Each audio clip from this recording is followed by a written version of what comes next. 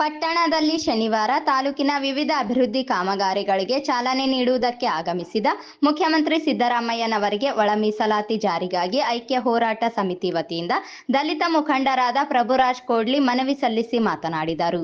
ಶೋಷಿತ ದಲಿತ ಸಮುದಾಯದವರು ಕಳೆದ 30 ವರ್ಷಗಳಿಂದ ಒಳ ಮೀಸಲಾತಿ ಜಾರಿಗಾಗಿ ನಿರಂತರವಾಗಿ ಹೋರಾಟವನ್ನು ನಡೆಸಿದರಿಂದಾಗಿ ಮಾನ್ಯ ಸರ್ವೋಚ್ಚ ನ್ಯಾಯಾಲಯವು ರಾಜ್ಯ ಸರ್ಕಾರಗಳು ಒಳ ಮೀಸಲಾತಿ ಜಾರಿ ಕುರಿತು ಆದೇಶ ನೀಡಿರುವುದರಿಂದ ರಾಜ್ಯದಲ್ಲಿ ತಾವು ಕೂಡ ಯಾವುದೇ ವರದಿಗೆ ಕಾಯದೆ ಒಳ ಮೀಸಲಾತಿಯನ್ನು ಜಾರಿ ಮಾಡುವ ಮೂಲಕ ರಾಜ್ಯದಲ್ಲಿನ ಹಿಂದುಳಿದ ಅಸ್ಪೃಶ್ಯ ಸಮುದಾಯಗಳಿಗೆ ನ್ಯಾಯವನ್ನು ದೊರಕಿಸಿಕೊಡುವಂತೆ ಒತ್ತಾಯಿಸಿದರು.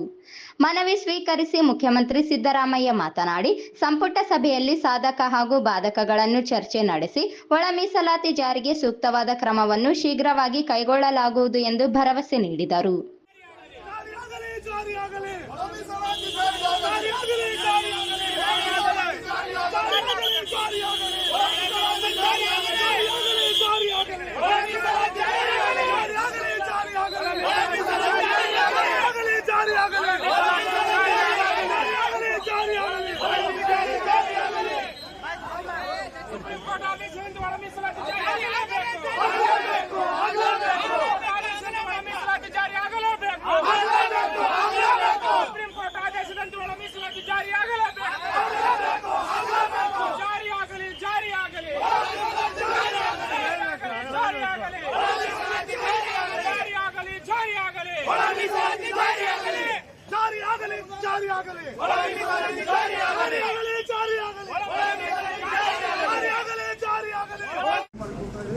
ನಿಮ್ಮನ್ನು ಬಿಟ್ರೆ ಸಾಮಾಜಿಕ ನಾಯಕರು ತಗೊಂಡ್ರೆ ಬೇರೆ ಯಾರು ಸರ್ ದಯವಿಟ್ಟು ಒಳ ಮೀಸಲಾತಿ ಸರ್ ಒಳ ಮೀಸಲಾತಿ ಅಲ್ಲ ಸರ್ ನೀವು ಮಾಡಬಹುದು